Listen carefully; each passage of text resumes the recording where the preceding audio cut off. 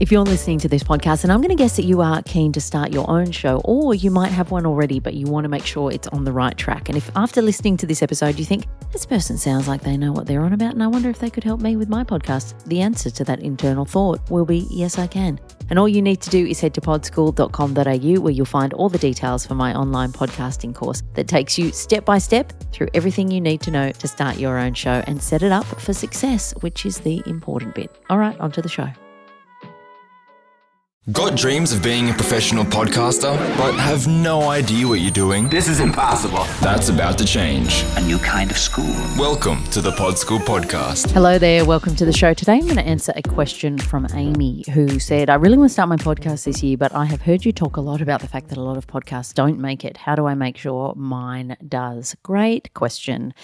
Because this is all about a concept called podfade, which happens a lot. It is basically the idea that a podcast fades into oblivion after usually about 7 to 10 episodes, the kind of stats say, because people jump in and they realize either I'm not making money as fast as I thought I would be. It's like, yeah, it doesn't happen in the first week. Also, people go, oh, I actually don't have as many ideas as I thought I would, and I'm not sure I can maintain it. But the biggest reason is that people realize how much work goes on behind the scenes and how much time it takes to get an episode out. So some of this I talked about in the last episode. If you haven't listened to it, head back and I looked at some of the things that you really need to think about before you get started. But if you are going to get started and you've thought about those things and you're like, okay, I've got my idea nailed, then you really have to think about, well, how do I make sure this show survives? Because if it doesn't, or what's the point in starting it? You know, you'd rather just not start it than start it and then 3 episodes in go, oh, bummer, I'm not going to be able to do this. So today I'm going to talk about some of the things that you can do to set yourself up for success and to make sure that your show actually survives. In terms of some of the statistics, at least at time of writing, there are over 4 million podcasts out there, and about 10% of them have released a show in the last 90 days. Now, some of those shows were only designed to release shows over one season, or they might be taking a break, but the majority of them have just disappeared. So when people say that the market is flooded, yes, it is. There are a lot of podcasts out there, but it's not as flooded as you think it is. Because while there are millions of podcasts, there aren't millions of live podcasts. There are hundreds of thousands of live podcasts. Now, that is still a big number, but the vast majority do not stick around. So if you can really give some thought to your show before you get started and give it the best chance of success, then you will have a much better chance of that show building an audience, sticking around, and really providing a lot of value for you as well as the people that listen to it. So what are some of the ways that you can avoid your show fading out? The first is that you need to make sure that you know what you're getting into. You need to have a really clear understanding of how long is this going to take me. You can do that by practicing. You can do that by getting behind the tools, actually making an episode, seeing how long it takes you from end to end, recording things. Again, you can practice before you go live. You know, you don't have to press publish on the first thing that you record. You can record mountains of audio before you actually go, okay, I'm ready to go. And if you are able to do that and the content that you are creating is not time sensitive, then you can batch record heaps of episodes ahead of time and then start to release, but have them all there ready to go. So you are not working week to week. Ideally, unless this is your full-time job, you do not want to be working week to week, because all of the things that need to be done to get a show out and promoted correctly, it takes a lot of time, and it's just not enough time to be able to do that every week unless you are just solely focused on that. So you really want to understand what you're getting into and to commit to it at a time when you can actually add that level of commitment into your calendar. You want to practice as much as you can before you go live, because then you're not going to be doing the inevitable sort of 6 months of kind of working it out live in front of an audience, because then they'd be like, okay, we're out of here. Now, that isn't saying that you need to be perfect from day dot. Please do not think that. But if you feel like I'm not confident behind the mic, practice. Record the stuff that you've got and do it enough until you can go live and feel like, I'm not Michael Parkinson, but I am the best that I am right now. I feel much more confident. You can, of course, improve, grow, get better as your show develops, and you will do that, and every podcaster does that. So that is totally fine, but you just don't want to go, oh, you know what? I haven't thought about this at all. I'm just going to turn the mic on and give it a burl, because you just won't have people stick around. People aren't going to go on the journey with you unless you are really providing them value from the very first minute that you turn on the microphone. So do all of the practicing behind the scenes so that you're ready to go when you press publish, because from the very first day you start, you want to be shipping out something that will build audience over time. You want the people that listen to go, oh, this was good. I'm going to tell somebody else about it. And if they listen and go, what is this person doing? They're not going to do that, and they're probably not going to come back. So you really want to be putting your best foot forward, even though it doesn't need to be perfect. Please do not be paralyzed by perfection. It really just needs to have some thought going to it. The other thing you need to do is work out if you've got the content to make it go the distance. Again, I talked about this last episode. I often will sit down when I'm thinking about a new concept, and I will have a piece of paper there, and my goal is to write 52 episode ideas.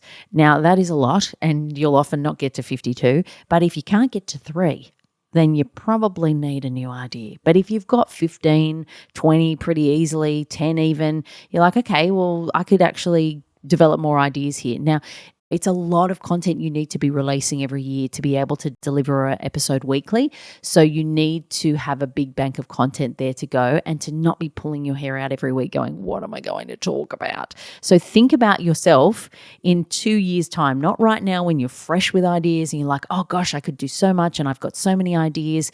Those ideas run out really quickly and the time goes really fast. So you want to make sure that you can constantly evolve and generate ideas for your show, because that is the only way that it will really last, if you can keep on coming up with episodes. Batch record episodes ahead of time, as I mentioned, that is a real key to actually keeping your show going. The people who are able to batch record episodes are the ones that are much more likely to have that show continue. Now, if you are doing topical content, which means you have to do it in that week because it is relevant that week, then this isn't going to be as possible for you, and that can be a bit of a bummer. I get it, and that means that you need to work your calendar around that. But if you can batch record, it just means that if you're 3 months ahead of yourself, now that's a lot of content, maybe you might not be able to get that far ahead, but if you're a month ahead of yourself, if the kids get sick, if you get sick, if something happens, it doesn't mean that your show has to go on a break. It just means that your buffer is reduced and then you need to get it back again. So that can be really helpful to make sure that you keep on going. You also need to choose a topic that you're passionate about. That is so important, because it can take a long time to build audience. You might never make money off this project. It might not hit the milestones that you have thought are the milestones that you need to hit. And that's why it's important to really develop reasonable success metrics. But it could be a long time before people turn up. I've had some people say, I started a show years ago and it's still not getting more than 10 downloads. Now, that doesn't mean your show's been a failure. If you are promoting it correctly, if you're delivering episodes every week, like turn up for those 10 people, but you have to be passionate about your show. And if you are passionate about it and 10 people are listening, or 50 people are listening, or 100 people are listening, then you will happily turn up and give them what they've come to hear. And ultimately, if you had 10 people in a room, that's you can have an entertaining, evening with 10 people in a room. It doesn't need to be people that are filling stadiums for your show to be successful. And you need to start to think about how many people are in a room and can I really deliver the best that I've got for those people, as opposed to thinking like, oh, I haven't got 1 million downloads yet, or I haven't got 10,000 downloads. Don't worry about it. You don't want 10,000 or 50,000 people who are checking in time to time. You want 100 people or 50 people who are loving your show and turning up every single week. So don't worry about those smaller numbers. But if you're not going to worry about those smaller numbers, you really have to be passionate about what you're doing. Otherwise, you'd be like, well, what's the point? So that's really important. Also, don't expect to make money. I see a lot of people come to me with questions around podcast monetization, and the preface to the question is, I want to quit my job. And I'm like, you need to start thinking about something else, because this is not the way to do it. Yes, it can happen for some people, but you really have to get the idea right. You have to have a really strong audience. In most cases, you have to have developed an audience somewhere else, or work really hard to develop an audience from zero. So it is not an option for most podcasters to make money off their show. And you really need to go into this not expecting that to be the path. If it is, fantastic. That is icing on the cake. But if it isn't, you still need to have a love for what you're doing to keep turning up for people and to give them value. So it's really important that you think about that. You also want to be really strategic when planning your show. So not every idea is suited to consistently releasing episodes every week for the rest of time. That's fine. If that is not what your idea is or what your idea suits, then you can release just a short 10-run series of something, or you could release 20 episodes and then take a break and then release another 20 episodes. Ultimately, it's what works best for your content, what is sustainable for you, what works for your audience. The releasing every single week is just the best sort of cadence if you want to grow audience, if that's your main goal. But if you've just got an idea and you're like, actually, this is just a 10-part series, then fantastic, make it. You've made a 10-part series of a podcast. It exists. It will never disappear. You can always point to it. You can always share it. It can be something that you have on your resume. It's like something really creative and brilliant that you've created. So think about what kind of show you need to create, not based on what you think you need to do. If your idea will not last for 5 years ongoing, but it is a really good idea, well, don't drop the idea because you can't make it last forever. You might do that 5-part series and then you might work out a way for it to find another life down the track. But you really need to think about what's best for your content and your audience. And then the final thing to say would just be to be clear with your audience. So one of the things I think a lot of people make the mistake of is if they can't keep up with the schedule that they have promised, then they just go dark and then they disappear and people check in and they're like, oh, maybe this show's coming on, maybe it's not coming on. And then by that point, you've lost people. People are onto something else. Whereas if you're clear with your audience, hey, this is going to be a 10-part season and then we'll take a little break and I'll be coming back. They're like, great, I know I've got 10 episodes. I know when to expect the next bunch of episodes. But if you go into this thinking, I'm just going to drop this sort of when I feel like it, you cannot build audience that way. You cannot expect people to keep turning up and checking in with your show if you are not constantly turning up for them. So it's really important that you are clear with your audience about what they can expect. If this is an ongoing show, let them know that. If it's not, let them know that as well. And if you hit a bit of a roadblock in between and you're like, you know what, I've really hit a snag and I can't actually keep releasing episodes, don't just quietly disappear. Let your audience know that, if they are turning up and they like your content, they have a connection to you, they will appreciate that honesty and that authenticity.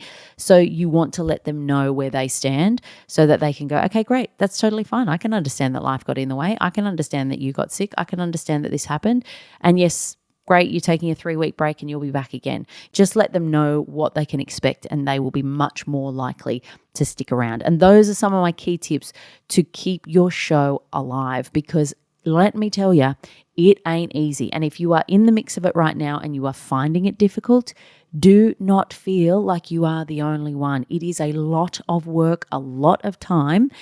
And it is reasonable for you to be feeling like, hooey, is this worth it? Because a lot of people feel that way and a lot of people drop off. So if you don't want your show to be that way, you really just have to set up some structures and to make sure that you give yourself a bit of a buffer and to get as much in the can as you possibly can so that you can try and keep up with the relentlessness of a weekly release schedule, if that is what you have chosen, because it is tough. I know. Anyway, hopefully that helps you. I do not want your podcast to fade out. It is a bummer of a situation, but if it does, it does. But you just don't want it to fade out because you haven't taken the proper steps to understand what you need to get into. And often it's not because your show or you have failed. It's just because you didn't go into it understanding what the expectations were. If you would like a little bit of extra help with your show, please check out my online podcasting course, Pod School. It is open for enrollments a few times through the year. And when it's not, it's got a little wait list there so you can find out when the course is opening up next. And I will see you for the next episode. Oh, and if you've got a question, make sure you head to the description of the episode, click on the link and just submit your question there, as I would love to answer it. See ya. That's all for today.